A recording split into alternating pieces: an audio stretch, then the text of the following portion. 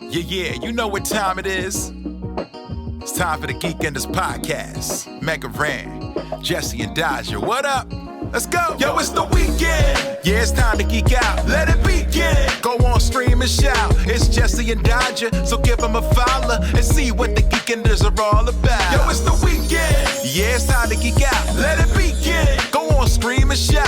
It's Jesse and Dodger, so give them a follow. #1 geek podcast, without a doubt. Yo, another end of another long week. Got a job and a kid, I know that you all beat. So take a second, grab a drink and vibe while we catch you up in just a matter of time. On gaming, comics, whatever you're doing. If you're nerdy like us, then you know you should tune in. Thank you for sharing our world with us. Now follow, subscribe, and turn this up. Yo, it's the weekend. Yeah, it's time to geek out. Let it begin. Go on, scream and shout. It's Jesse and Dodger, so give them a follow. #1 geek podcast, without a doubt.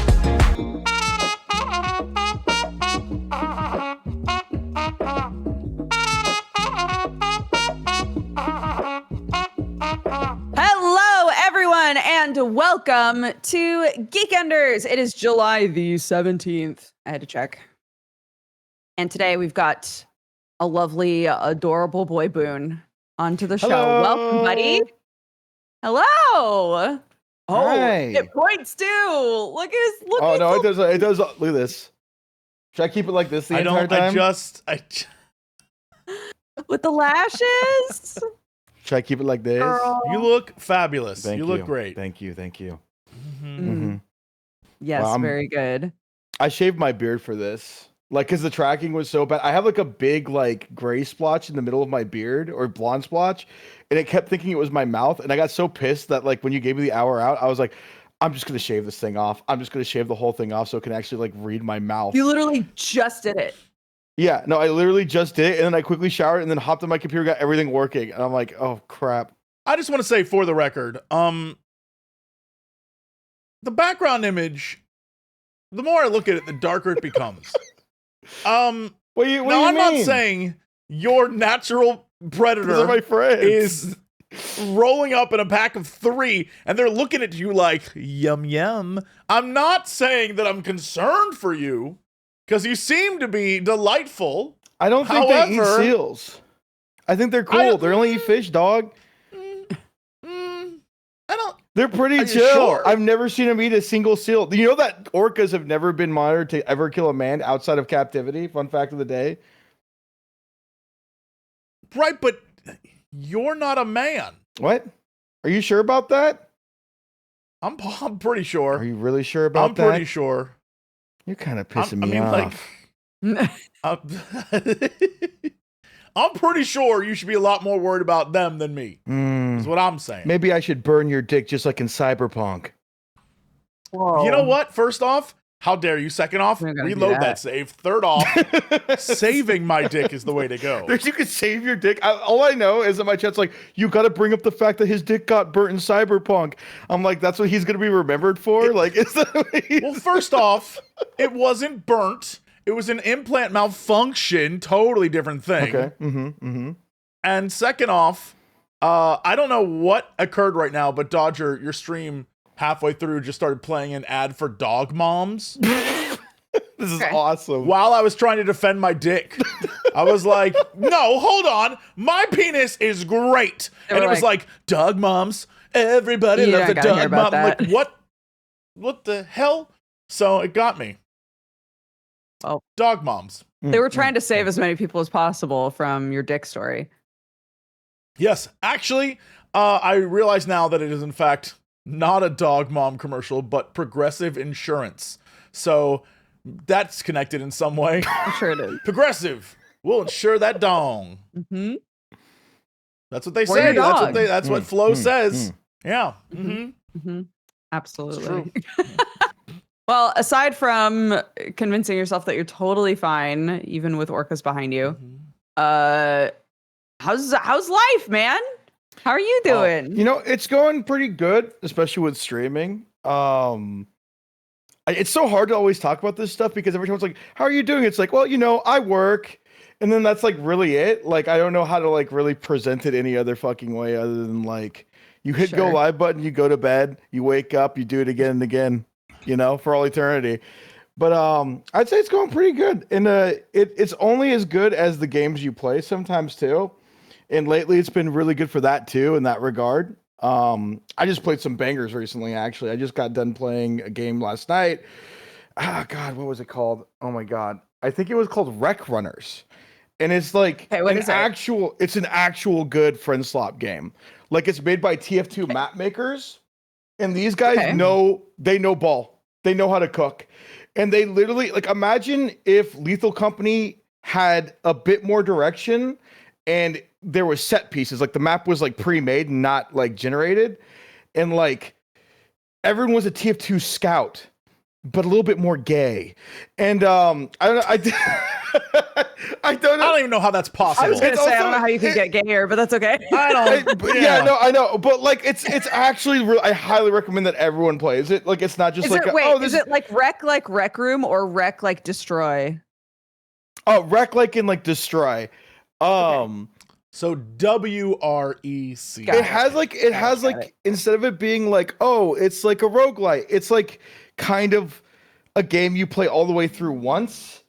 And I think the playtime's probably around 10 hours, it seems like, and it's really good. You drive a giant ship through like this destroyed world, and there's different locations throughout the world. Like it's an open world with like segmented instanced off areas where you get to like go into a sunken ship or into a lighthouse or like inside of a giant cave where there's bats that explode on you. It's really cool. It's really good. I highly recommend it.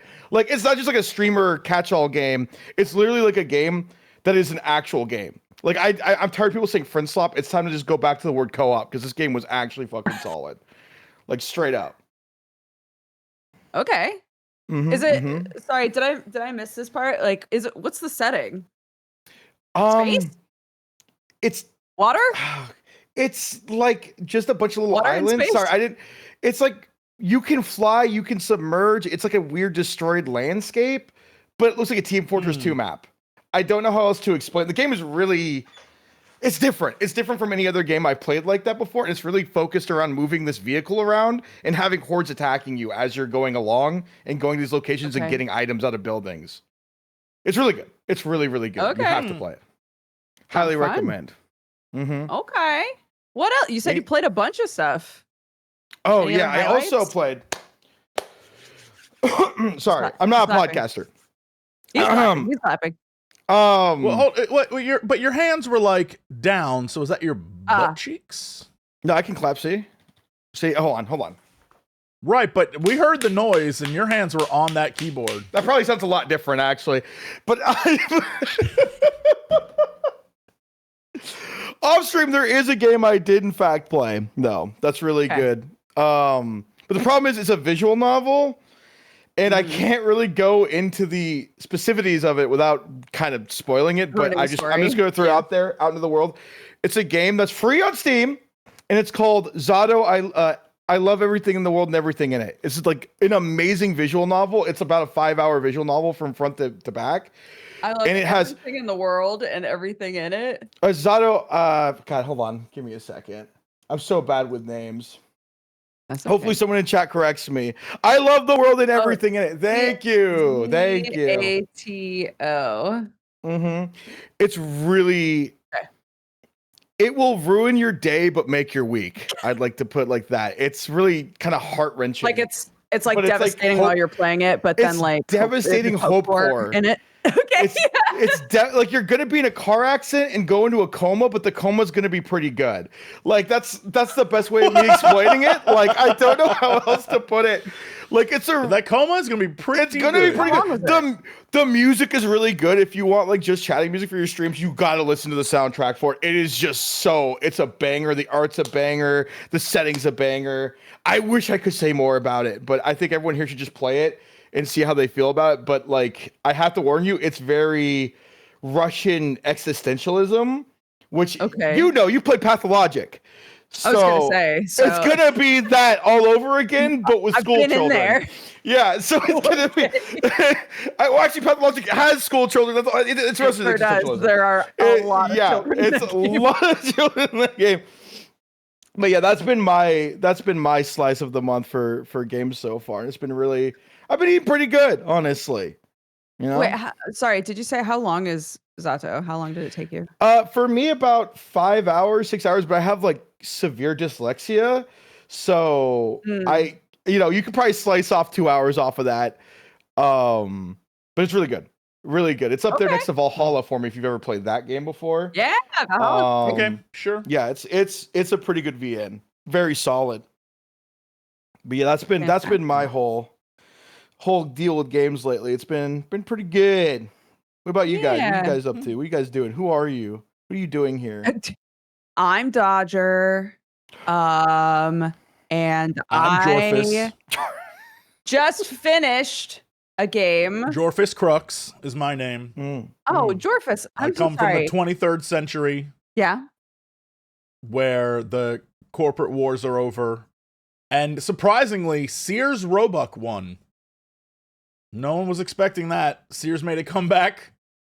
When they launched the nukes, that was the real thing. Is this actually your character from Cyberpunk? No. That guy just has a dick that's a robot. I'm sorry, I'm not gonna keep. Is this ruining the story to ask? I haven't played Cyberpunk.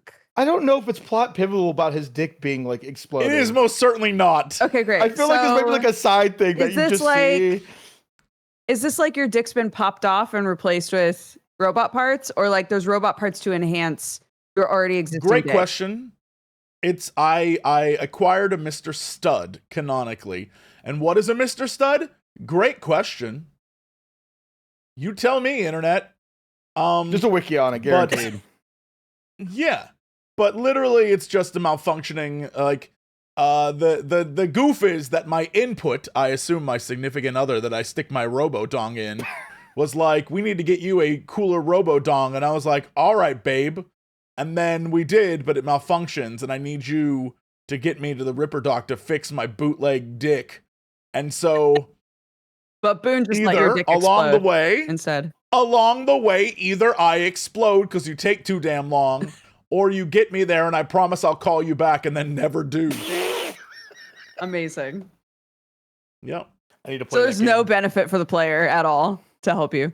You get to hear me scream at you about how it feels like my dick's in a pencil sharpener, and how I tell you to run down children in order to get me there faster. What the fuck? I need to fucking play this.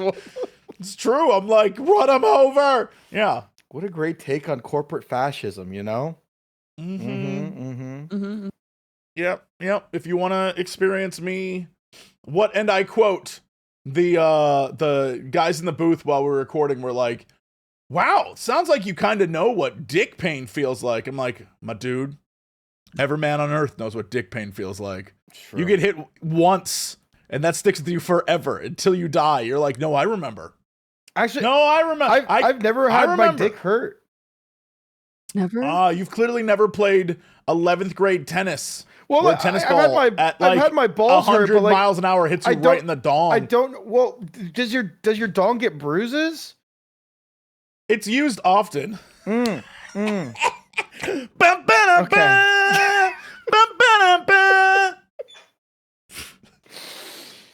I'm sorry. I didn't mean to take us there. I was waiting for the actual answer, and we never got it.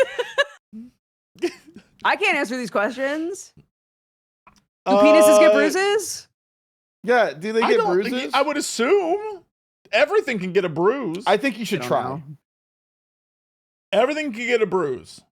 Everything? Especially with how I use it. Which is not actually, you know what? The more you think about it, the more you're like, what do you use that for? If you do this joke one more time, we're gonna need you to. I got this. I got this.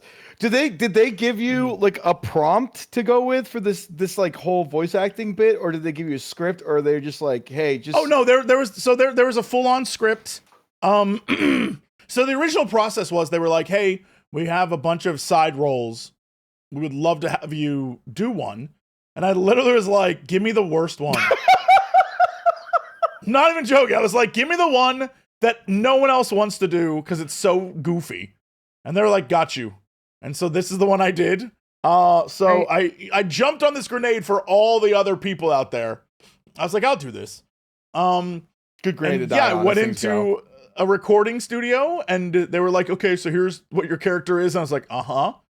And they're like, so yeah, it's like you got like a penis problem. I was like, uh-huh. And then they just said, go. And I went, and yeah, I like unlocked a core memory of 11th grade getting hit in the junk with a tennis ball at like high speed. And that hurt, y'all. It hurt. And so I just sense memoried my I Stella Adler techniques. What is the Dodger? Help me out here. What are the things that actors do? I like Method sense acting? memoried my. Yeah, I took myself back to that moment. Oh, Yeah. I see. Yes. God, you're so Yeah, brave. like I imagined what tasting a lemon was like again, Right. except it was dick pain. Proud of you. And that's it. Mm. Yeah, I'm proud of me too. It was good. No, really, truly, the thing that happened is I went in there with I was like, I'm gonna try and make all the dudes in the studio laugh. That's all I did. It wasn't any like, and then I was back in it. I was like, no. I'm just gonna try and make the 3 dudes in the studio crack up. And that's it. That's all I tried to do. That's actually kind of a good way of doing it. That's like content brained as hell, though. That's Oh yes. No, but I feel like a lot of people yes. when they go into a studio, they never think about that, especially from our field. They're like, I gotta make sure that I'm performing really well. You just went in being like, you know what? Fuck it. I'm just gonna scream about dick pain and go all in. Like, I think that's amazing, man. Good on you. I mean, that's the job. That's what they wanted. And so I was like, all right, this is what I'm going to do. And that's what I did. I mean, like, you can't. It's a silly quest. You can't make it serious. Like, if I went in there and tried. You know what it is? What? It's the same difference between, for those of you who have seen the original Back to the Future cuts versus what Back to the Future became. For those of you who aren't aware, No. Michael J. Fox was not the first Marty McFly. There was a whole other Marty McFly, and they Whoa. redid most of the scenes in the movie because it like did not vibe well.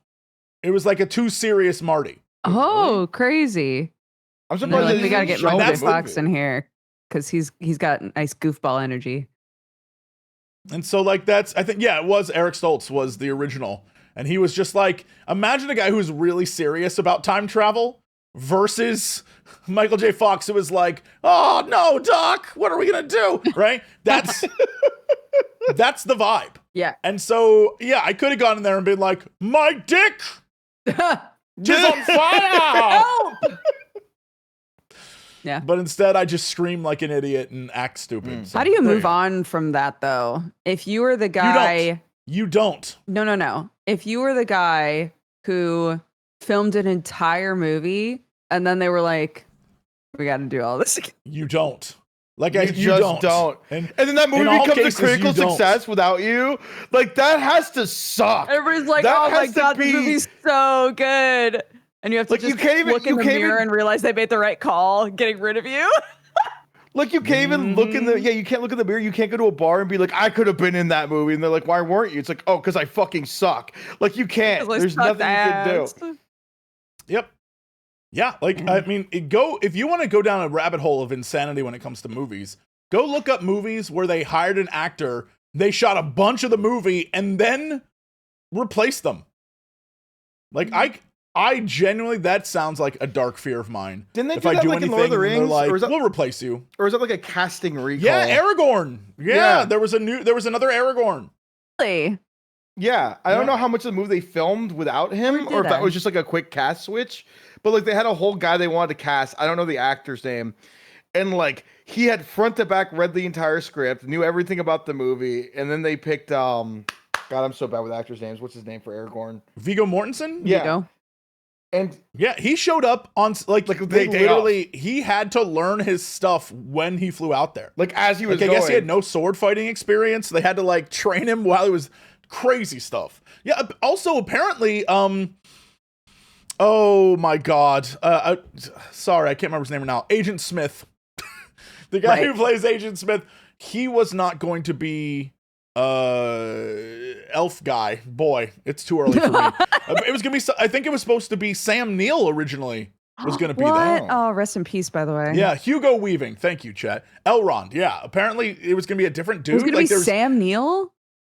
I think they also said that Sean Connery was originally going to be Gandalf, which That's funny. come on now, that would have been amazing. That would have been awesome. Oh my God. Oh, Can I dude. tell you? Can I really quick side note tell you guys a little bit of a little story about me having to do with Sam Neill? Okay. Go for it. Because for anybody who doesn't know, he passed away a few days ago, and he was the first person that I ever sat down and wrote fan art to. Not fan art, like a fan letter to, telling him how much I loved him. What year was this? Wait, what? Oh my gosh, I don't even know. I was very tired. I remember I was writing it at the salon while my mom was getting her hair did. I was like curled was up it on like a chair. Jurassic Park times? Yeah. All right, because I will admit that during Jurassic Park times, I too, as a young man, developed my first crush ever. Shout out to what was her, Dr. Ellie Sattler? Yes. Dr. L, whatever her name is. Laura Dern. For some reason, dinosaurs plus lady into dinosaurs hit young Jesse in a way that I was not expecting. I was like, I have a crush on this girl. Let's go. I love her. My honest to God first crush ever, because it literally is like, dinosaurs plus girl? Is that possible? Kid Jesse was blown away. Loved her. That's so funny, dude. Mm-hmm. Mine was Renamon, but I digress. No, makes sense. Yeah. No, I makes get sense. it. And then there's the pirate from Tenchi Muyo. I can't remember her name. Ryoko? Yeah, Ryoko. Dude, those were the first breasts I'd ever seen. As like that was like whoa. Because it's like I was like, whoa, that's what that does. That's crazy. That's crazy. I mean, yesterday while we were doing Convergence, one of our lovely guests was like, Donald Duck was my first crush, and Jesse and I were like, what? So we're not that, judging though. anybody here. I met someone the other day. It was a VTuber. They're very nice, but I'm not gonna name drop them out of fears for like this might make them look bad. Their first crush and their current crush that they make secret fan drawings of is Master Shake.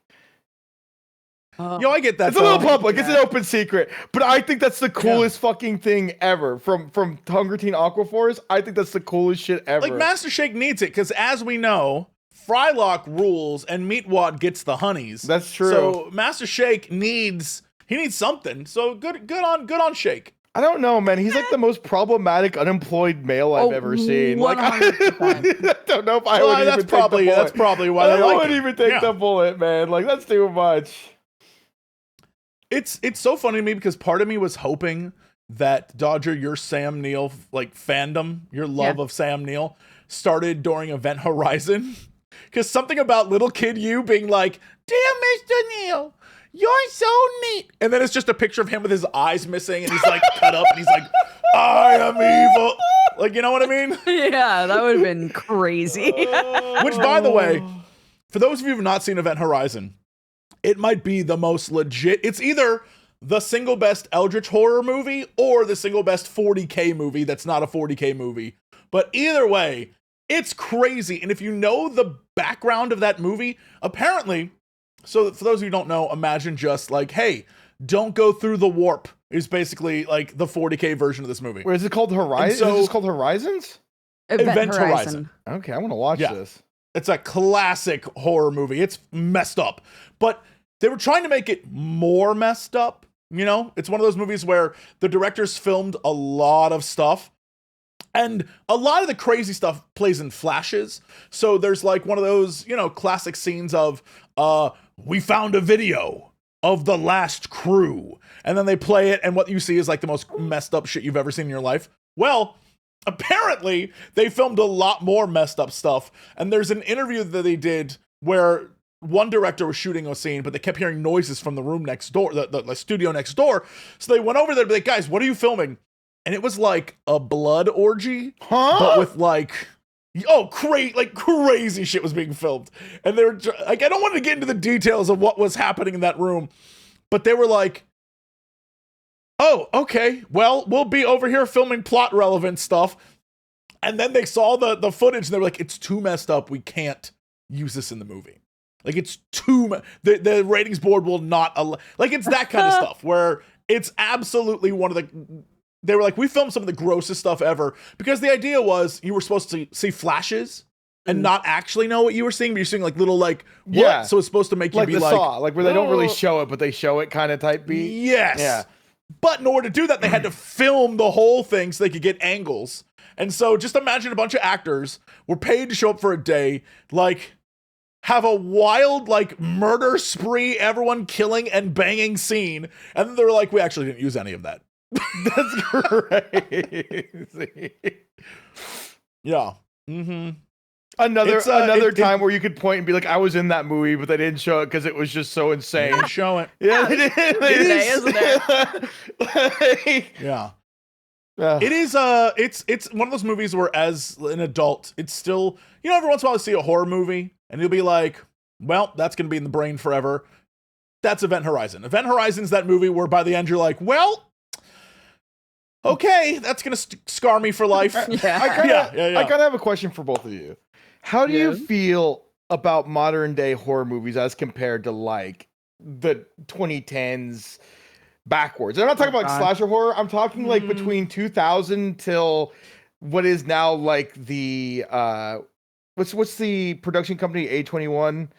A24. A24. A 20-year-old directed that movie. But you know, like it's like So like here's what I'll say. It depends, right? So like I loved Backrooms, I loved Obsession. I think those are really good. There's some horror movies, you know, like Midsommar was awesome. Like there are movies that every once in a while come out and they like do a different thing. I am completely over the movies that are like, and now 2.5 hours of gore. You know, like I just don't care anymore. Like there was a time where it was like, oh, what the hell? That's awful. Oh my God. But they keep going back to that well so much that I'm just like, cool, man. That guy lost his arm. And there's blood everywhere. Like, all right. Like, all right. Or they'll try to make it like a more gross thing. Like, I'm trying to remember what the movie was where it was like, they use like a cheese grater on this guy's leg. And I'm like, what the hell? that's awful. That's like, but all right. Like, I don't want to watch that. Yeah. But then there's other movies that they get really creative with and they do, you know, really fun things. And I'm like, okay, yes, that's delightful. I love that we are watching a movie that is, again, Obsession's a fantastic example of like a really simple idea that is done really, really well. And now, unfortunately, you have these really great kind of indie vibe horrors, and then Hollywood picks up on it. So now we have the fact that we're going to get 2 more Obsession movies. Oh, no. Cool, man. I'm sure those will be great. We'll find out. And then we're also getting the fact that all the A24 is now flagging online Backrooms content. So even if it isn't related to the movie, if it looks kind of like it, A24 is flagging it on YouTube. Stinks, man. Fuck that. Oh, no. So that's, you know, there's always a double-edged sword when it comes to stuff like that. I didn't know that, actually. There's a lot of Backrooms videos I have. Those are Well, apparently it's auto... apparently they say it's auto flagging, but the idea alone is they went to a company and said, flag this stuff. Yeah, it's Like, like they doing didn't that just- because it was set up to do that.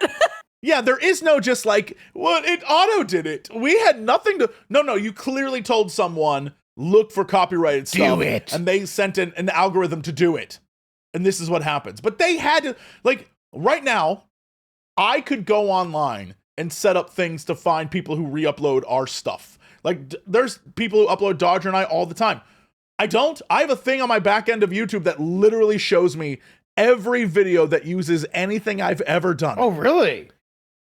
You absolutely can. It shows you like, it will be like, oh, this person used your video. It will like give you the information and say, oh, this is a thing that looks like you. And sometimes it's right. Sometimes it's wrong. I don't click any of those. I'm like, whatever, man. Like, I don't think I'm worth defending copyright. I'm like, no, I'm good. And at the end of the day, if you think re-uploading my content's going to get you views, bless, man. Well, like, Like, it have fun. depends on the context too, but either way, it all feeds back into you, right? Like, as long as it's not just like your whole ass video being like ripped, which is kind of like my philosophy a bit, where I'm just like, hey, if you guys just want to edit any of my stuff, I don't care. Anyone can just upload stuff online as long as they like watch me. or they're not a bot. I used to be It's more precious about that, but I feel like sometimes you have to anymore. because then there's just people with like malicious intent and they just I don't know. It's just there's all sorts of shit. Well, about of course, I mean, like, of course, there are things where, like, if someone just takes a video of yours and uploads it to an account called like Jesse Cox 4, and then just re-uploads your own stuff. Of course, then I'm gonna be like, come on.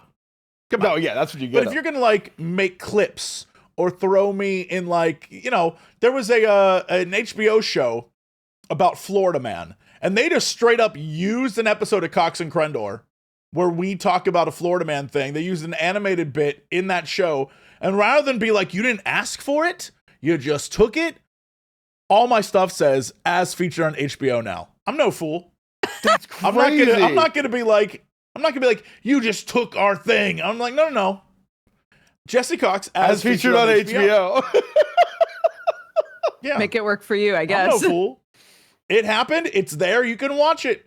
And then they got some guy from Florida, the guy we're talking about, to comment on it, which is, he's like, they even made an animated show about it. I was like, yay. It's great. Cute. Yep. My goodness. I have a game that I can talk about. Okay, So- what is it? I don't know if you've played this, Boon, but Jesse, when the text-based game Type Help came out, I believe you played it. Yeah. So the team that made the Root Trees games, Okay, yes. made Type Help, but with a whole like graphics and a whole interface and everything. They basically remade the game, and it's called The Incident at Galley House, and it is so good. It's so good, and it's got a bunch of extra stuff put into it that isn't in Type Help. That was all stellar, like really good. I had never played Type Help, so I got to go in and figure out the mystery. It's for anybody who doesn't know what these games are, it is another one of those like, there's a spooky house and a bunch of people died there. If only someone like you could figure out what happened to all of these people. So in this one, you have a weird spooky machine, and the machine allows you to access moments in time. Kind of like Oprah Deem style, or like, could you like talk? It's a with little the Oprah spirits? Dinish. It is Okay. a little Oprah Dinish in terms of you are seeing scenes and you are trying to figure out who's in the scene and what other scenes they might be in. You're trying to kind of follow the footsteps of everybody through the story to figure out who wound up where, what everybody did from A to Z. Really, really, really good game. Yeah. I've become so enamored with these games that are like, here's a tiny bit of information at the start. Figure out the rest, right? Like make the logical leaps necessary to figure out the next part and the next part and the next part. And this is one of those, and it's really good, I think. So You had to like I was bust out like very, a very notpad happy while you're with it. doing this and like write stuff down type beat. I didn't have to write down any notes with this one. Okay.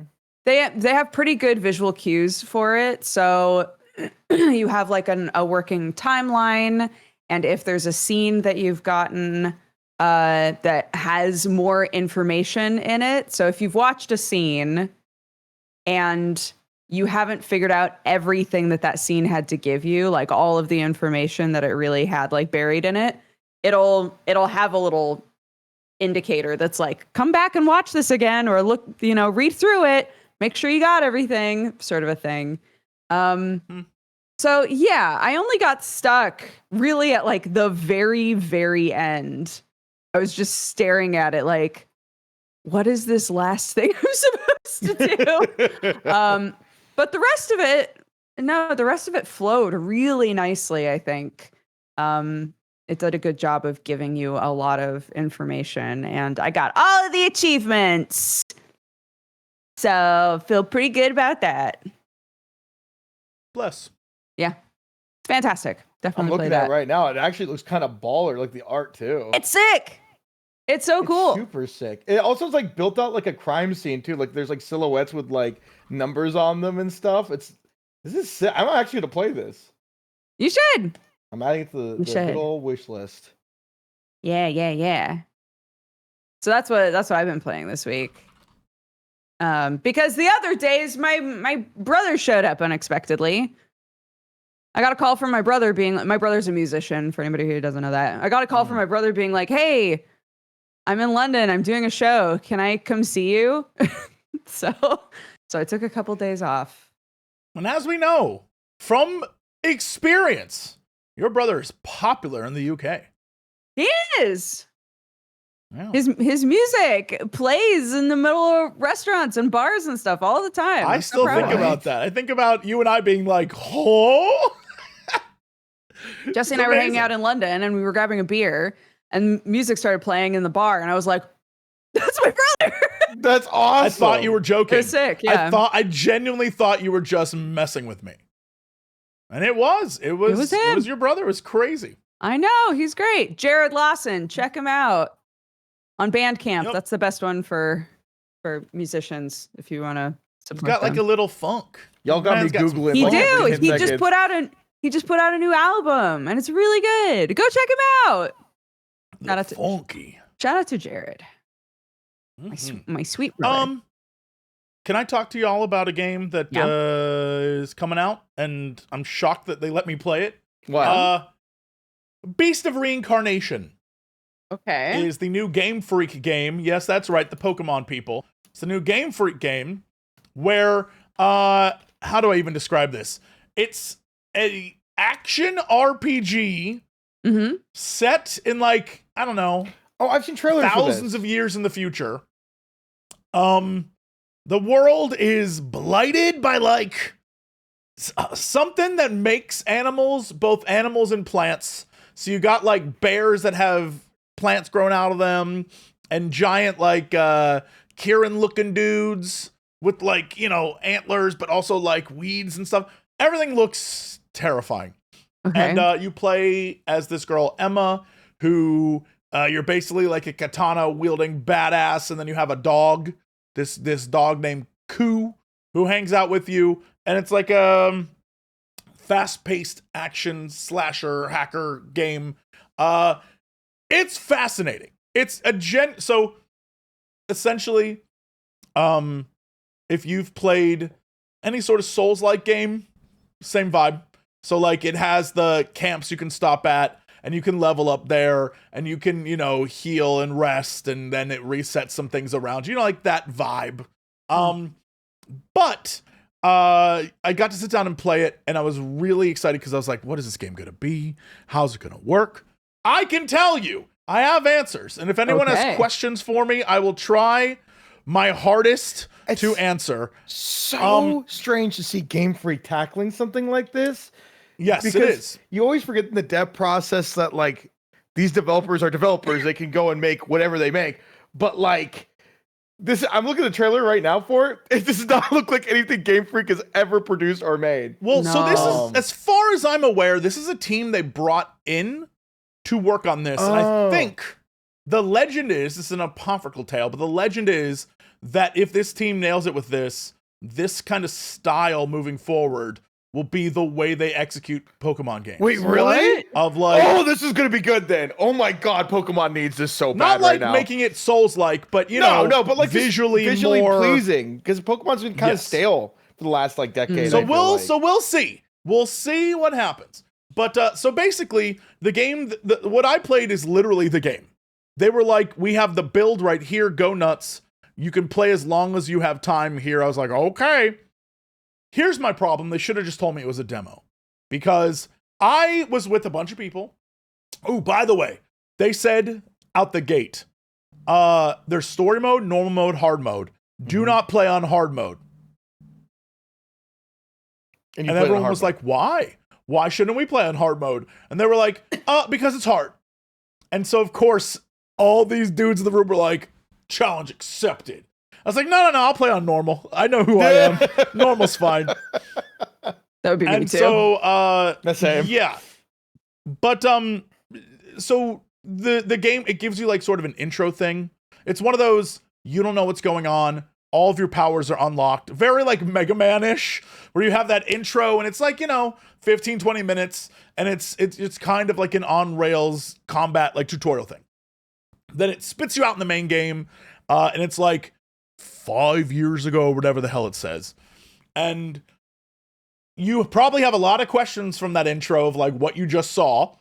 But now you are basically as far as I can tell, you're a scavenger for the last humans, I think. I don't know. There's not a lot of story right away. But you have this like walking mech thing. You exist in a reality, apparently, where it's one of my favorite tropes, where we are so far in the future that mankind has had its like technical heyday.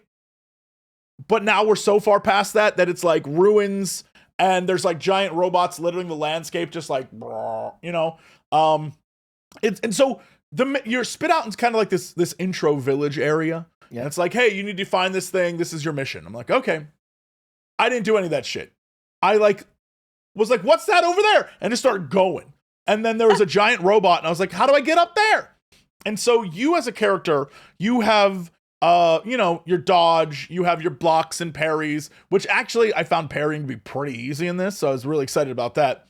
But you have not a double jump. You might get one, but to start, you get this thing where when you jump, if you hold jump, a like root continues to push you up. So you can get up really high while like balancing on sort of like a tree root that goes like in the sky, right? Then you can make bridges with tree roots. So basically, you, much like these monsters, control the landscape, and it's really, really cool. You can do like a lot of fun stuff with that. And then you also have your various abilities. So when you are playing as Emma, you have your katana, but you also have crossbows and a bow. So you can there's different ways of playing. And then you have your dog, Ku, who has abilities you can unlock as well. So when you're in combat, if you press Y, at least with this controller, if you pressed Y, a little menu would pop up, time would slow, and you could one ability was you set the enemy on fire with like a ticking mechanic, like a damage over time. One ability is Ku sprouts little flowers on the ground. If you walk over them, they heal you. There's like different things that you can do with your dog. Here's what I learned while playing that I did not quite understand was that when you go into the menu, it's kind of like a tree is your like skill menu. Okay. And so up the top of the tree with the branches are like stats. So it was like you do more damage or whatever, right? But the roots are your abilities. And so you have you can do this and unlock this thing. But what I didn't realize is that as you level up, you gain points. But those points are shared between you and Ku. So your dog also has a full-on other menu with other abilities. And so I was like, well, all right, I need to do more damage. So I'd put points into my thing, and then I'd go to the next menu and be like, why does my dog never have any damn points? I can't put anything into this. Oh, I see. So it's like collectively shared between the two of you. Yeah. Yes. Yeah. I would do dog build. I would be full dog. Like, I wouldn't even want to play the game. I want my dog to do everything for me. Is that possible? Yeah, make your dog a beast of reincarnation. You probably could.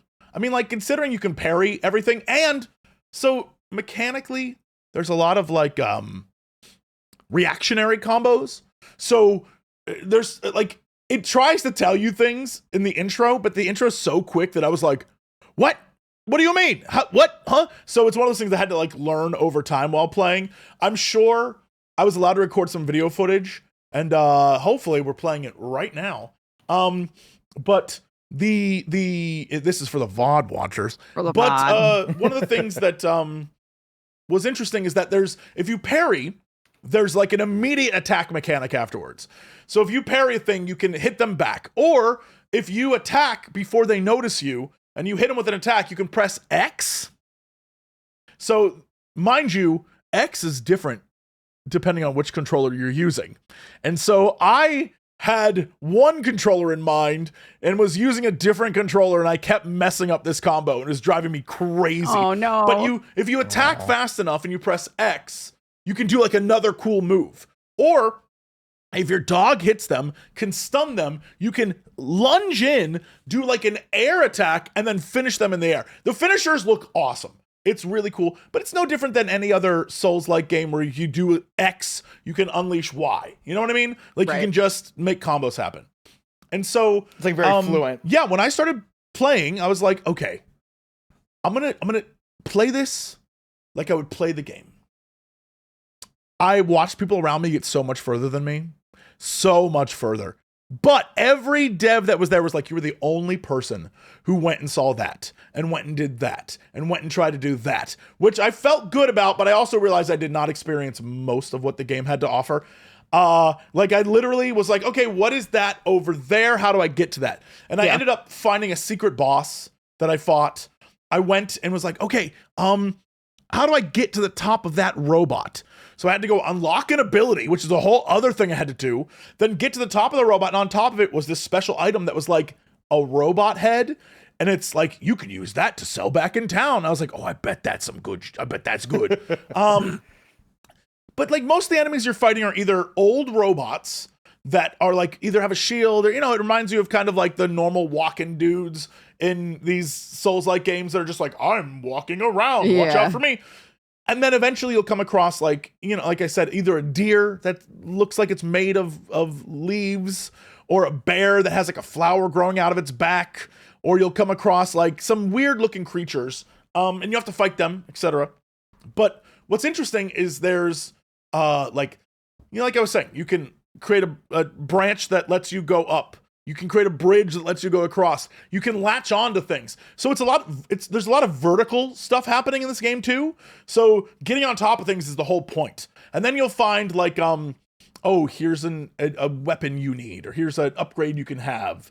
But the thing that I thought was interesting is when you get to a certain point, they're like, okay, for cutscenes, we'll give you an option. Either you can do 60 FPS or 24. 24 being more cinematic, right? The problem is, I was like, screw it, I'm gonna do 24 for everything. So I selected 24, so in any footage that you're probably seeing, the cutscenes are 24 frames, so it's like a movie rather than a video game. When it's in 24, if you come out of the game, like immediately from gameplay into 24, it's jarring as hell. It's like, whoa, like everything slows down. But the longer the cutscene goes on, the more beautiful it looks.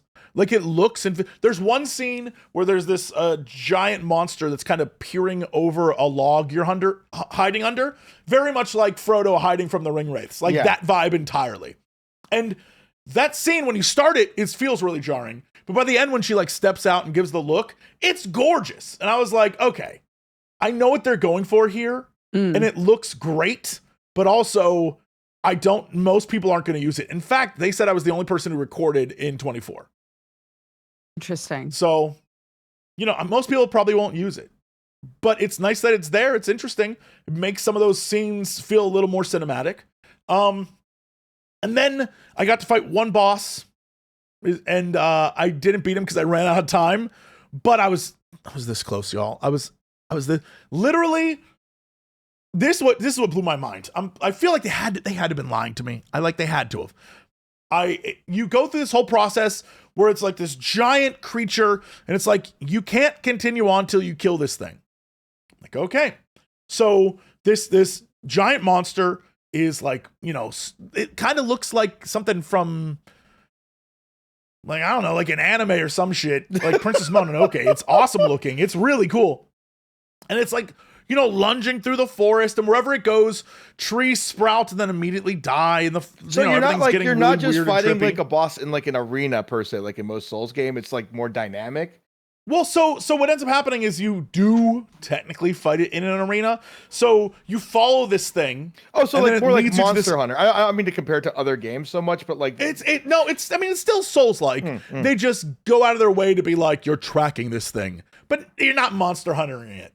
Okay. And so you end up going to this area where you have to use your like hook shot ability to get up to the top of this tower. And then you can spot the creature, which is he's kind of like in a pit, which is where you're fighting. That's the arena.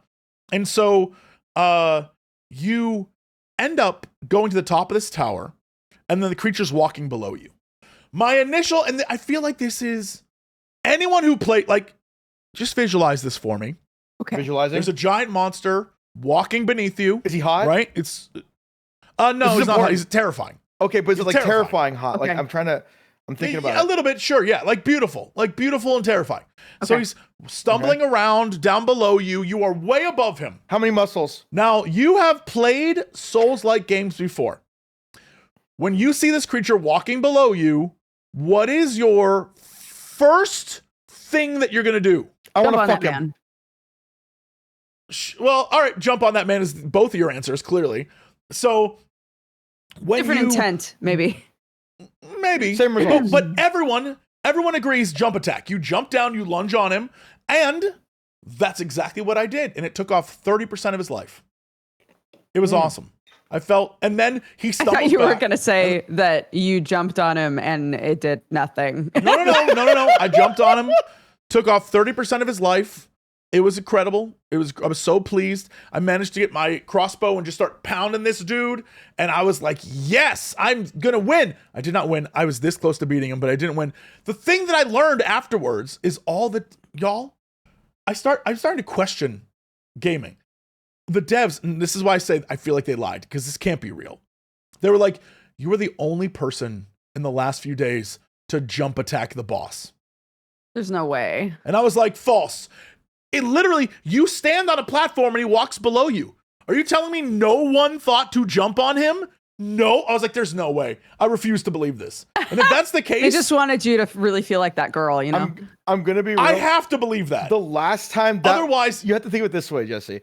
Most people who play Souls games, they're playing a flat plane. They never think to use the environment at all. They only think to use the I environment. refuse to believe that. No, I refuse. 110%. That's how they all think now. They all have a regimented way to play Souls games. If you deviate from that, then you are some other kind of freak. Like the last time they ever had a fight where you Sekiro jumped down. is always, the whole thing is jumping on, like that whole game is like, get above them, jump on them. Sekiro. That's it. Like, I don't understand. Oh, Elden Ring has it too? Okay, well, I didn't play Elden Ring. I'm kind of a freak with it. But, like, the last time I remember jumping on a boss in any Souls game, I think was one where the first boss where you can climb up the ladder optionally and then jump down on him and, like, insta-gib him. But, like, a lot of people don't. They just want to get it done. They're like, oh, I'm just gonna get this done as fast as I can now. Like, I think that's honestly it, because I watched a dude who played on hard mode and he got really far. Like, I watched him just cruise. He didn't do any exploring. He just like tried to speed run this demo, or I guess it was the full game, but the demo we were given, and he jumped. I watched him ignore jumping on the boss, jumped right down to its feet, and just started like attacking it, rolling around it. He was not concerned about, like, he's like, I don't want to do 30% more. I just want to beat it like a man beats it or whatever. I don't know what the hell he was like. We don't want no pussies jumping down off the ladder, goddammit. It was, I watched him do it and I was like, damn, that was impressive. But also, he could have done it faster if he just jumped on the damn thing. I was like, okay, sure, man. I mean, I'm the same way when I play games, because I suck at games. I'm a variety streamer. I'm not going to pretend that I'm good. Like, the first thing I do is I'll look around the room being like, how can I make this so I don't look stupid? Like, because I'm going to play bad. What can I do here that will make me look smart to my chat at least for 10 seconds so the rest of the fight where I'm fumbling, I at least look like I have an average intelligence. You know what I mean? So, I part of the fun of those games is exploring. not necessarily knowing what to do and chat watching you get absolutely destroyed. Like, that's part of the fun. And like a great example is I was playing through Beast of Reincarnation, and there's like an area that's underground, and it's like, hey, you have to find this one robot because he knows where to go to unlock this weapon you need. And I was like, okay, so I went underground, this little like micro dungeon thing, you know, it's a Souls-like, so they got those. And I found this door, and I was like, oh, what's behind the door? As I walked up to the door, a robot crumpled over, gets up, takes out this sword, and doesn't do one of those, like, you know, attack, wait. He just starts wildly swinging, and I get hit once, and then I just watch him take down my life in seconds. And I'm like, oh, so I'm instantly dead. I was like, all right, well now I know. And then I you go back and you try it again. That's how it is. That's the way it should be. It's that learning iterative process. I think that's like the main thing when it clicks with you and it clicks with chat because they know the exact moment. Like you're syncing your mental cycles. That sounds crazy. You're syncing your cycles up with your chat, and they like see you getting the boss. You're chipping the boss down, and they're like, "Oh my god, wait a second. He's just like me for real, for real. Like he's just as dumb as my ass is." I don't know. Yeah, it's not like. I love watching people who are great at Souls-like games. I think the GDQ games, watching them play is incredible. Like watching people, especially the ones where they either do it like blindfold, like all right, but it goes to show you that those are games that just like really old games. Once you kind of know everything, you know everything. Yeah. And it isn't a challenge anymore. Once you know the dance, it's like, all right, let's go. It's like Final Fantasy 14 with the storyline, kind of. Like you get those kind of viewers who are just like, I want to see what it was like when I first played the game all over again, kind of type deal, you know?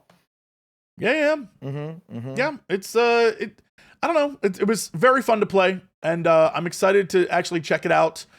But with that said, like I am so curious what the actual I don't know what the hell's going on in that story.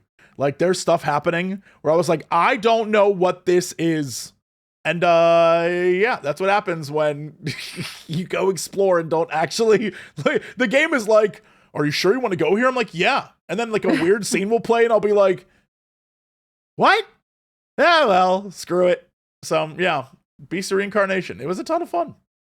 I'm excited for a game. I wish I could play it early. I'm a Vampire the Masquerade head. I love vampire media like a ton, like so much. But no one.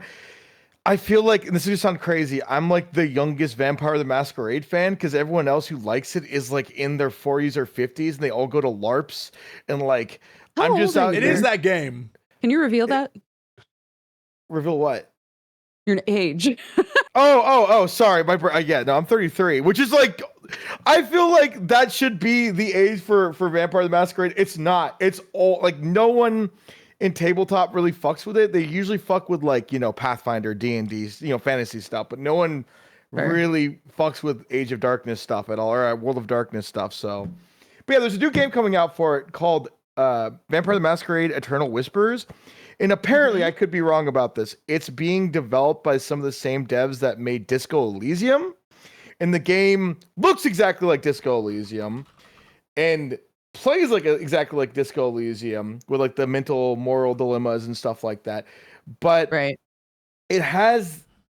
it's in the world of darkness. It's in the Vampire the Masquerade. You play as a Sabbat vampire, which is like a cultist vampire that believes the world's going to end because Cain, the biblically accurate Cain, existed and he's the first vampire. And there's this whole I don't know how to explain it, but like I'm so excited to see what they do with that kind of game. And like I don't know. I wish there was more. How far out is that? Really probably 2 years. Probably 3. Pretty maybe far. 4. If it's anything like Vampire the Masquerade 2, probably 10 years from now, and it's not going to be the game it's advertised to be.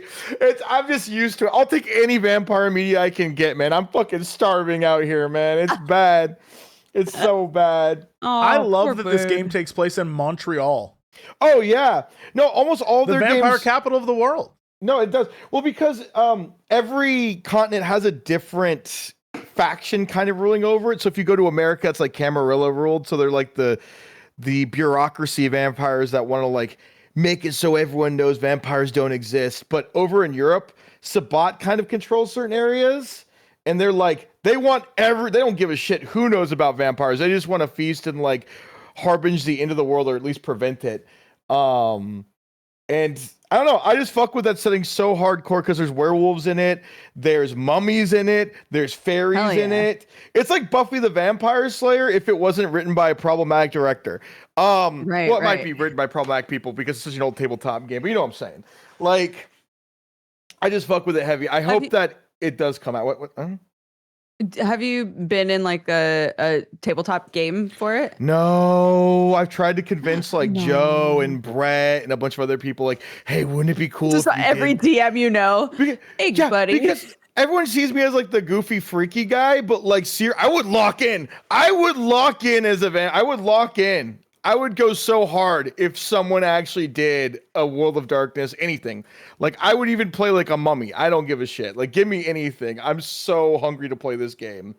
But it's just D&D. D&D is the new hotness still, and until Critical Role does something with it, it's just not going to be a I'm thing, in exactly one Pathfinder game, and the rest it's always D&D. How is Pathfinder? Yeah, it's fun. It's goofier than D&D, which I kind of appreciate. Like you can make a really ineffective, like dumb little guy if you want, and I love that. I think that's so funny. I think that's the magic of it. It's great. Yeah. Yeah, my character, I'm playing an investigator, and so she has like a lot of options around like you know, an investigator? can, like, is that the class? Yeah.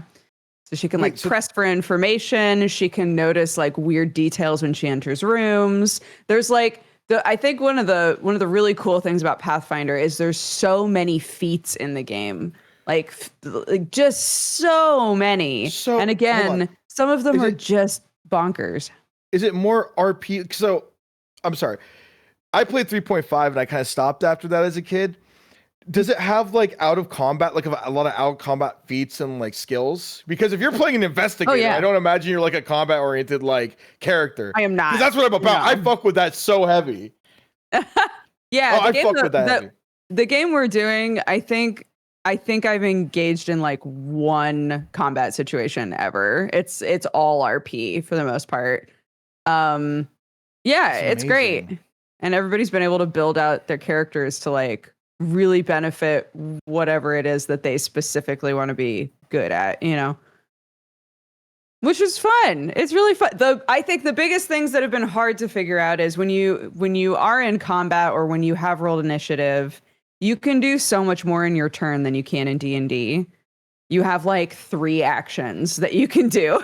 Like it's a very different system that way. Like, you can walk up to something, you can hit it. That's it. Unless you have a feat that allows you to attack when someone moves. Like, yeah, basically.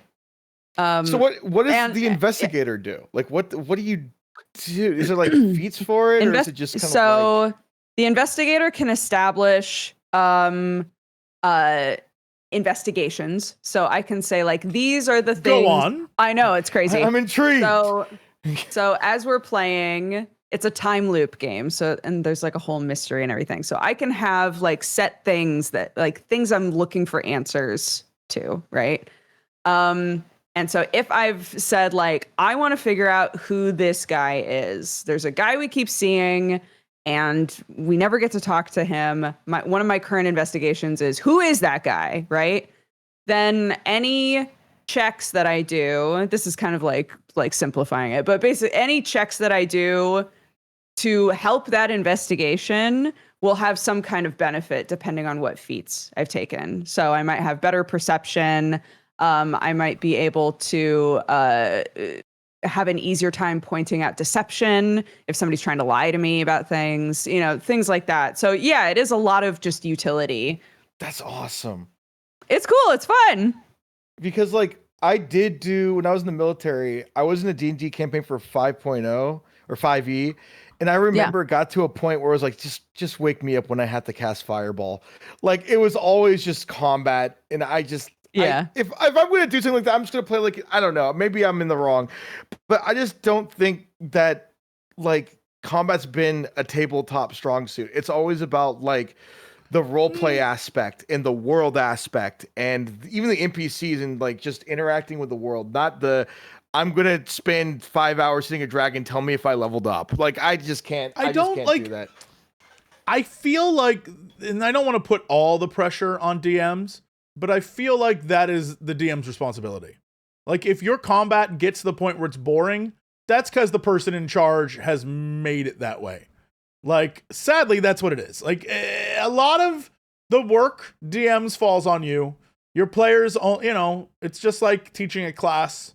You have to bring everyone along with you, and if you don't, no one's gonna have fun. So you got to really work at that. It's well, the table I had with thankfully I wasn't the DM for 5. Everyone at the table was like, what's the character archetype? it's like a min-maxer. Everyone was a min-max, like cross-class character. And it's like, how do you get all these different play styles at a table, especially nowadays with like how 5e works and all this like more combat focus of how do you get everyone at the table to like come together and enjoy the game, but also not be miserable, because you have to please the peers, you have to appease the min-maxer, you have to appease the everyday player. Like, how do you do that? That's got to be such like a mounting pressure, right? I do also think, though, kind of like building off of what Jesse was saying, and I realize that not everybody is like spoiled for choice with what game they're going to play or who's at their table. But like, there's a huge, your enjoyment level is also going to go up exponentially with a group of people and a DM that want to play the same type of game that you do, right? Like the Pathfinder game that I'm in, every single one of us is like, we're okay with no combat. Like we really don't have, like, it's okay if the entire session is just us talking to people and getting information and whatever else. But that's because that's the game that all of us want to play in that situation, right? But some people love the combat, and that's their favorite part, and they love a combat heavy game, you know? But they have to find the right people in DM in order to facilitate that, be at a table where they're happy, You got to start by talking more. Yeah, I feel like there's a lot of, and it's also like you said, Jesse, it's like really also up to the DM too. I don't know. I haven't had a good campaign that I've been a part of in so long. Like, I need to go try to look for somebody doing. I just wish I could get someone to do Vampire the Masquerade. I pray one day it gets popular enough that someone's just like, we need to run this. We need to run this. What's to stop you from doing it? I ain't doing all that. I ain't doing all that. Well, now you know why other people won't. Yeah. I did DM for 3.5, and I'm like, man, if I was rich enough, I'll just bankroll it. I don't know, but God, man, tabletop games. I guess I'll just stick to Morkborg or something. Oh, yep. Such is life, you know. Man, yeah, I'd love to try a new system. Is World of Darkness like super different from? So coming from someone who's never played it, yes, it's also more. Just lie, just say stuff. I won't know the difference. No, I'm really good at that. It's my entire job. Right. So it's more. It's built around LARPing. It's built around 40-year-olds and like 50-year-olds LARPing and wanting to have vampire sex. But really, like, there's so much more to it. But like, there's a lot of like out of combat actions. There's managing your humanity because like you're trying to live this double life where you can't go out during the daytime because you're, a vampire. But you're also trying to get your daily supply or weekly supply of blood to stay alive. But at the same time, you're fighting to maintain your humanity. Because if you lose your humanity, you give into like this weird vampiric beast inside of you, and you just go buck wild and start eating people, essentially. And it's a really interesting system. Imagine, like, it's like, it plays a lot like an episode of Sopranos if everyone ate blood instead of linguine. Like, that's the best way I can, like, put it. Like, it's really weird. Yeah, it's like a mafioso game where you're trying to play by the rules, but also, like, maintain all these different things. And I wish I could go into it, but it would take like 5 hours to just explain all of it. But yeah, no, it's, I don't know. I could talk about for hours, but I'll spare you guys.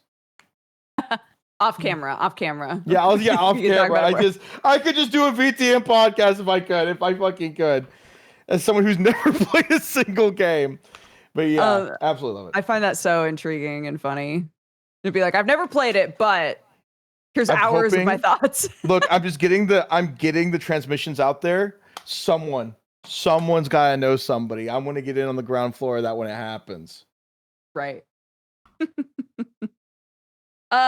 Looking at the clock, I think it's about time we start doing some news. Jesse, do we got some news today? Well, gang, we've got tons. And I tried to get us a little, like, smattering of news from around the world. So here we go. First off, Tencent and Square Enix have announced that Final Fantasy XIV Mobile is shutting down. There's a mobile? Yes. It had a planned global release, but that's been canceled. Initially, it came out. You saw a bunch of Final Fantasy people mid last year play it a little bit. It launched in June 2025 in China. And, you know, I don't know what's going on with the China mobile market, but apparently it did not do what they needed it to do. They probably could have used some sort of gacha mechanic where you get to smooch the scions, but whatever. Here we go. Just saying. That's apparently how you make money with mobile games. It's true. So many people would have played it then. Anyway, it's going to be shut down by October 15th. They're winding everything down. And if you're a Final Fantasy XIV fan, I think for the most part, a Switch 2 is about as close to a mobile version as you're going to get. And that comes out soon. And then Evercold is in January. So I don't think it's that big of an issue. But yeah, I guess the mobile one did not work that well. Yeah, how the hell are you going to play it on mobile?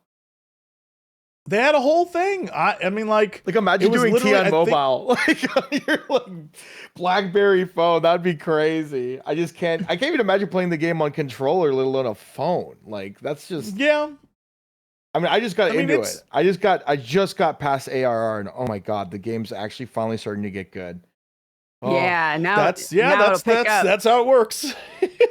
Now that is in fact how it works. Playing it. Now I'm actually playing the game. It took me 3 years to get past that slump, but now it's like there's like voice acting and there's story going on, and it's not just like I need you to deliver me 50 muffins to my favorite guard, and it's like I can't do this anymore.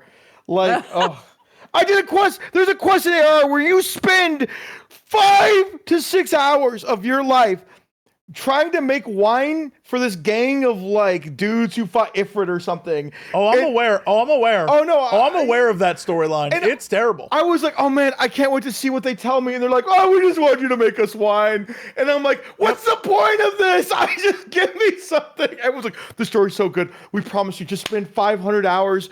You're gonna love it. And I'm like, I'm not enjoying this. You know what's crazy? You know what's absolutely crazy is, in a year from now, no matter what you had to say about that stupid Titan storyline, you'll be like, guys, I cried. That was the best thing I've ever seen in my entire life.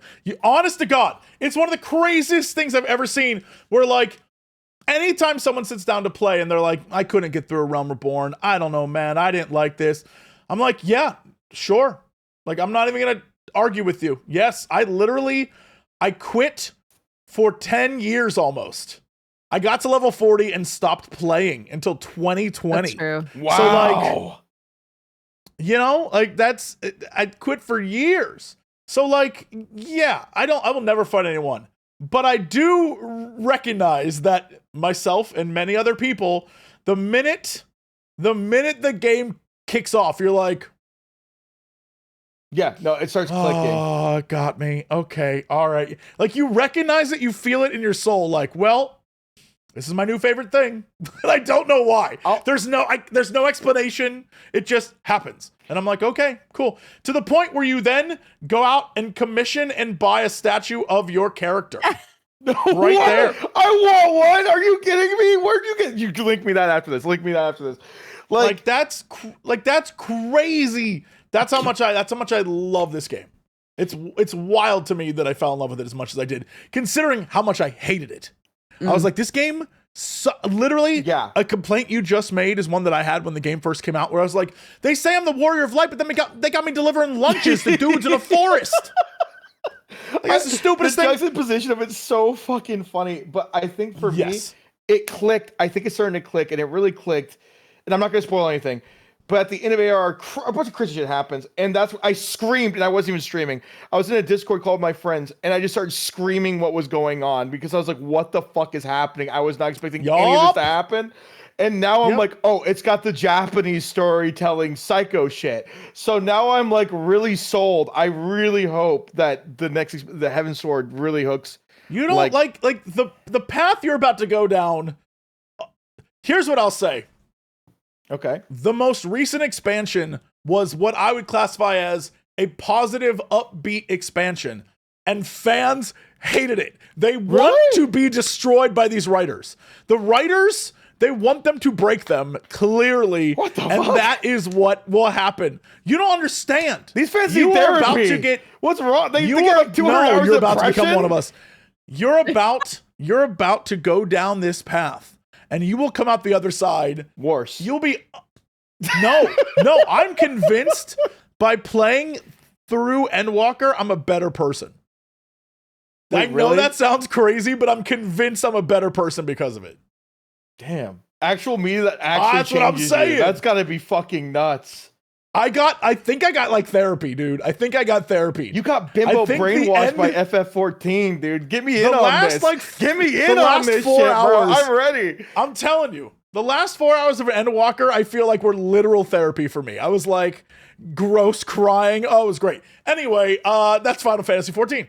Oh yeah, game news. I'm so sorry. I get so excited when I hear something. That's okay. Anyways, continue. Then GameStop CEO Ryan Cohen has stated that Sony's decision to stop manufacturing PlayStation game discs is, and I quote, totally irrelevant and doesn't matter at all to GameStop's business, which seems insane because it's a physical store where you buy and sell physical games. Oh man, it's so different now. I've been in there several Yes. times. I have a GameStop membership actually. The main focus now, if you go in there, okay, and if I'm stalling at the podcast, you could tell me. But the main thing that is just Pokemon cards and going in and doing PSA ratings. That's where most of their money is. I was in there waiting for 20 minutes as a guy got a stack of 50 cards PSA rated, which came out to like I didn't know they did PSA ratings. Oh, that's funny They as do hell. mail-in PSA ratings where they do all the busy work for you, everything, and that's where most of their money comes in from. And also like pre-ordering card packs and then Interesting. selling like peripheral merch for like the top 10 anime of the I season. will say, the note I wrote down here was like, it's funny because he's probably right. Because I too, there's a GameStop in the mall near me, and like, I've been in there a few times in the last year. It is mostly plushies and like weird side-related toys to games and controllers, and then old video games and game consoles. Like the new stuff, if you were going there to look for new things, it was on one side of one wall for all the consoles. Yeah, and it's like some retro games a little bit, but their focus was, as of like 3 years ago, their focus was, we want to make a place where gamers can all meet up and do stuff together. They're not really doing it. Sure. They're just, it's like a Toys R Us for millennials. That's all it is now. But like, it's a lot of garbage. A lot of yeah, garbage. it's a lot of toys garbage, are and there. people are buying it. They're buying the fuck out of all of that stuff. And it's insane to me that there's still that business model even works, because it's all just Temu stuff, essentially, outside of their cars. Oh, for sure. Yeah. Yeah. What's crazy is apparently, according to Cohen, the CEO, new game sales count for less than 12% of their business. Wow. That's crazy. That's wild. For GameStop, that's crazy. But here we are. I mean, I guess most people aren't going to the mall to buy video games anymore. That's why there are no Babbage's or EB Games or all those other places that existed. Yeah. So, okay. Then, hey, if you're saying to yourself, but I do love physical things, Jesse, I wanna have physical games. Well, you can. And one of the things you can do, which is not necessarily a game, but it's pretty physical, and I'll put a link in chat for everyone to look at. A brand new Donkey Kong original Lego Nintendo piece is in the works. It's the original Donkey Kong arcade machine. Whoa, what? I guess it's supposed to be $200. It looks awesome. It's It's so cool looking. Yeah, it has the little controller and the buttons and all sorts of stuff. Very cool if you're down to make Legos and spend a ton of money on Legos. That's what's happening. I guess it's coming this August for the 45th anniversary of the franchise. I think the original Donkey Kong came out in July of 1981, I think. Whoa. So there you go. Hot dog. That is, yeah, I know. So that is a very cool thing if you're down for Legos and you like that stuff. Speaking of physical things, this might be my favorite news story of the week because, frankly, for those of you who know me, going back to Final Fantasy XIV, whenever they do a live letter from the producers, and it's always like Yoshida and Foxconn and everyone just sitting around and showing off upcoming game stuff, my favorite part is the last 30 minutes, where instead of talking about the game, they just show you weird associated products. It's like, yeah, here's a creepy doll we're making. And here's a t-shirt that's only available in Japan. And here's our collaboration with Mountain Dew. I love that part. It's so shameless. I love it. Anyway, Street Fighter 6 has some equal shamelessness happening right now. Because have you ever said, man, I love Street Fighter. And I love me those Street Fighters. But you know what I love more? The way they smell. That's right. Japanese fragrance company Code Me with 3 E's and Gaming Fragrance have created 3 new scents to help you make your room smell nice based on 3 Street Fighter characters with more to come. Right now we have Ingrid, Ed, and My Girl Jury. And according to Code What Me do they with 3 smell E's, like? the scents aren't merely designed to represent what each character would smell like, but instead express the play sensation and signature moves unique to fighting games. I just want to read you directly. I want to know from the what site, 'cause Ken's it's smelly incredible. ball smells like. Light that shit up, bro. Every character main has that one dream move they're dying to land. What if scent could set the stage for that moment? That's the vibe that gave birth to Gaming Fragrance. The fragrances are designed based on the expertise of Code Me, a company built on Scent X technology, crafted to evoke the ideal worlds that gamers imagine. The vibe is playful, but the product is dead serious. This is Gaming no Fragrance way. has teamed up with Street Fighter 6. Mind you, this is all translated from Japanese, but it rocks. Do they have a It jury's feet rocks. one? Do we have a jury feet one? Please tell me. So I'm going to give chat the image of these delightful. Basically, they're little containers, and then you dip you pour the oil onto it, Oh. and it scents up your room. Right. Oh. And so, yeah, the 3 of them that exist, the way they describe the jury one, because that's the only one I care about, it is fruity, floral, that's crafted to make your hit confirms feel razor sharp. Oh my god. It contains notes of raspberry, passion fruit, violet, blueberry, strawberry, and musk. I want this so badly.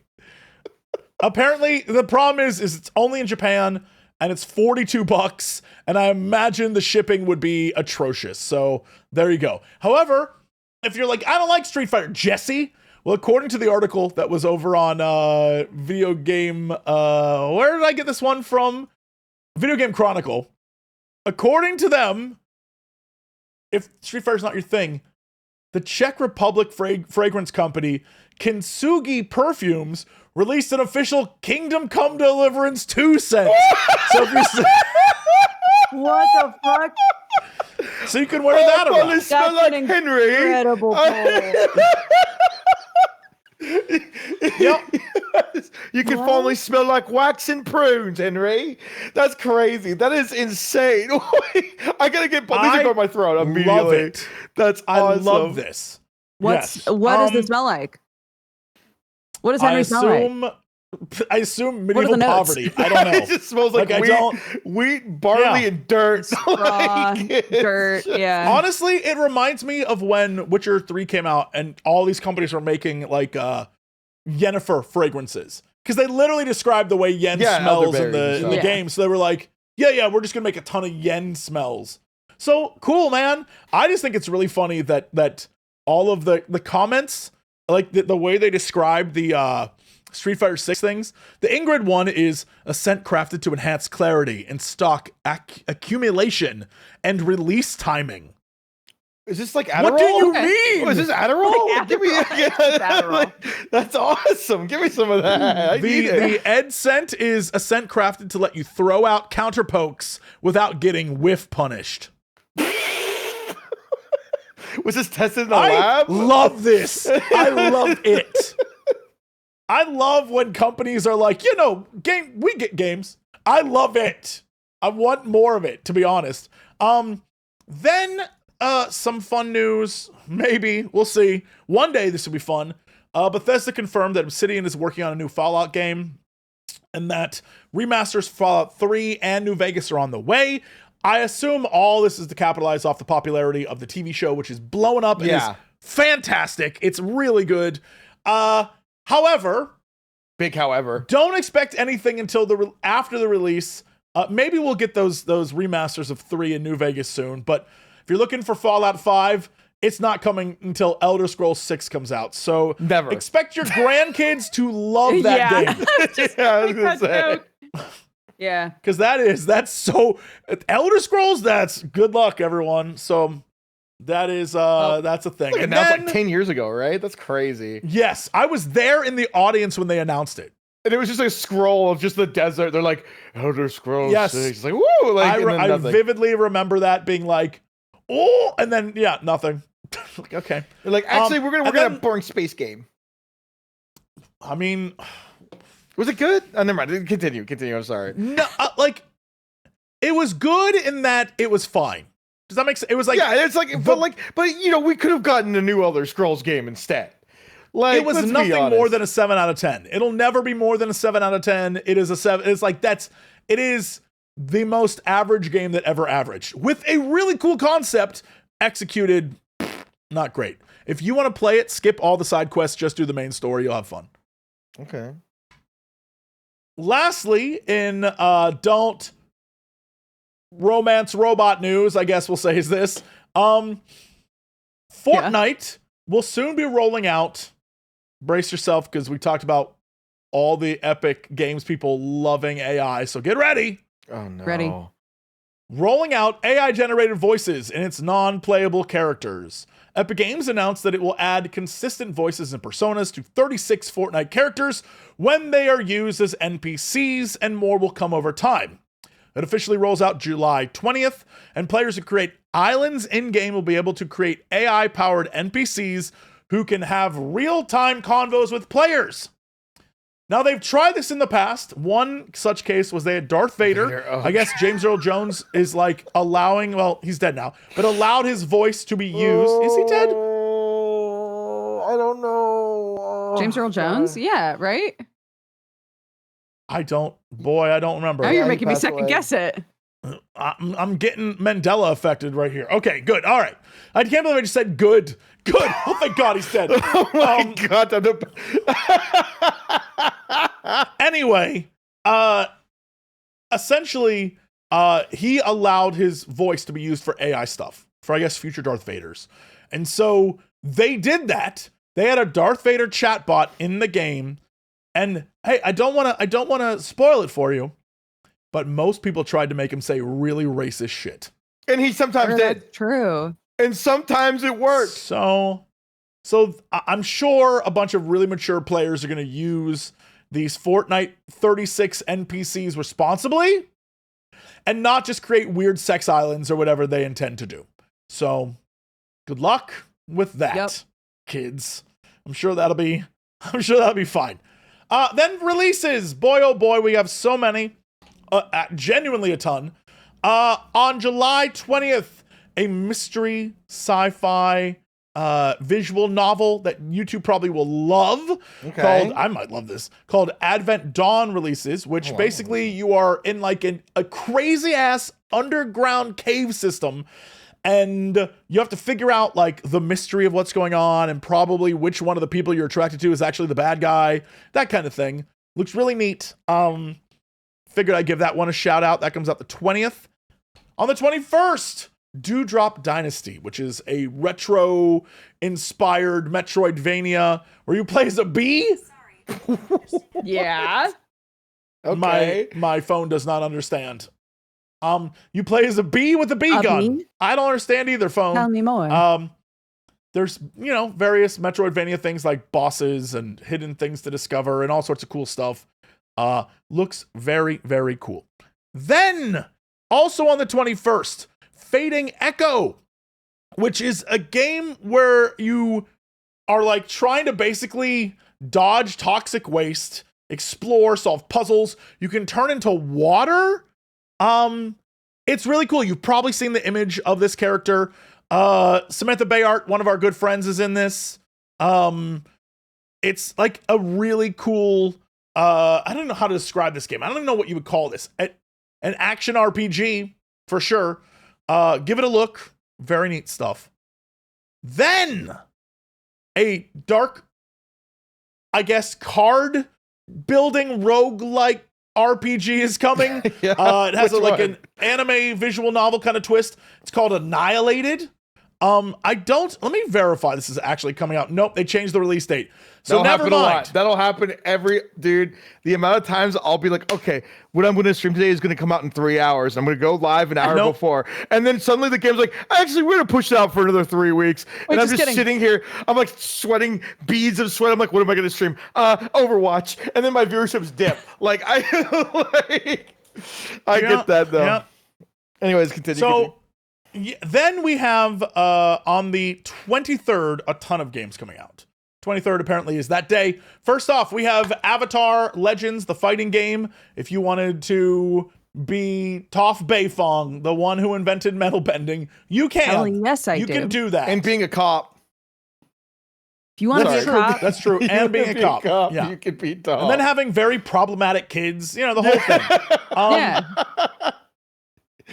But it looks really cool. If you want to check out fighting games, I think a lot of people at EVO played it a bunch. So yeah, give it a shot. Comes out the 23rd. Also the 23rd, Tormentum 2. If you want a point and click that is like hand drawn and super weird and like very surreal and dark. First Tormentum was so long ago. It was so long ago. Yep. I'm really excited to play And the this second is a full on indie, like Tormentum. same vibe. Let me see Yes. this. one. Yeah. Tormentum is a dope game. Tormentum 2 looks phenomenal. Then same day, I assume it's called Gurei. It's or Gurei. Gurei? Good.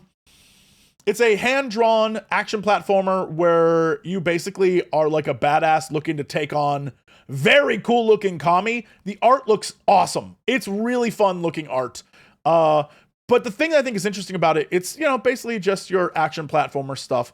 But they have a mechanic that's dynamic difficulty. So basically the enemy strength is defined by the way you play and the chosen path you have. So essentially what they're saying is the Kami you fought at the very beginning could be the final boss of the route you're playing on. If that makes any sense. So like it's really messing with you when it comes to like, oh, that boss gave you a hard time? That's your final boss, bitch. Like that kind of stuff. Right. I see. That's pretty fun. Then, if you've been on TikTok or any sort of like short form social media over the last couple of years, you've probably seen this dude's sort of like early alpha footage of this game. I know I have. A game called Dino Blade finally comes out. Literally, it's a dinosaur, a T-Rex with a sword in its mouth. And it jumps and spins and slashes and murders. There's been so much footage of this game floating around on the internet of this guy just like showing off, oh, this is the thing. Looks very cool. I have no idea if it's going to be like a full badass game, but it looks neat. It looks super fun. Yeah. So Dino Blade is coming. Then, if you said, man, I want to be a squid kid, but I don't want to be a squid kid with others, well, you can now. Splatoon Raiders, a single-player focused game, is coming out where you work as a mechanic for a trio of skid quids. What the hell? Skid quids. That's right.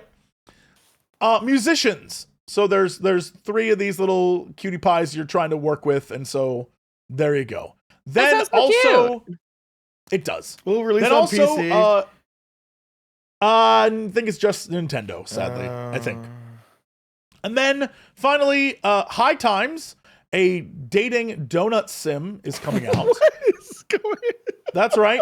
You make donuts that influence people's moods, and you have to, like, you know, people will come to the shop and you make them a donut. Now, I feel like they can't legally say there's something in these But donuts, they're wheat donuts, yeah. but I will say that I know a guy who has a bit role in this game. This Oh my guy. gosh. I play Detective Fox. Wow. So that's a whole, you know, Aw. Is Detective He has Fox a trying to problem find with out his what kid. if they're Oh, I see. there's a donut thief that I'm trying to find. So I have a bit role in it. But that comes out as well. So you can check that out. It's called High Times. Very cute. Demo, I think, is out right now. You can play. So yeah. That is what's coming for our future week. Fantastic. Boon, Wow. thank you so much for joining us, buddy. You were such a lovely guest. Thanks for inviting me. I was so nervous. I was telling my chat the other day, I'm like, how do I not? Should I dial myself back? Like, how much do I have to dial myself back for this? Like, I have to. They're like, don't worry about it. Octo's on the show, and I'm like, oh my god, you're right. I don't have to worry too much about it. Like. That guy, literally, his name is the Big Texas Comer. Like, I don't know. Yeah. Like, I don't have to worry about shit. Yeah, it was fun. Thanks for inviting Boon. me. You know, thank you Of so much course. for inviting me.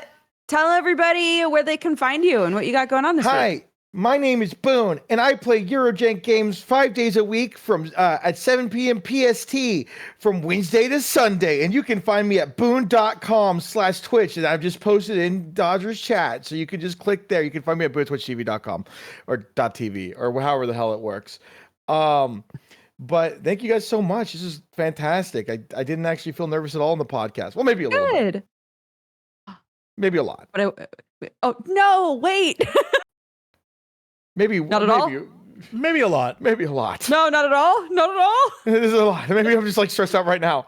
It wasn't us. It was the orcas who have been watching you this entire time. So true. Amanda made this background art, by the way. I didn't tell her to add the orcas. She just threw them in there, which is kind of They're in there. They're up. waiting.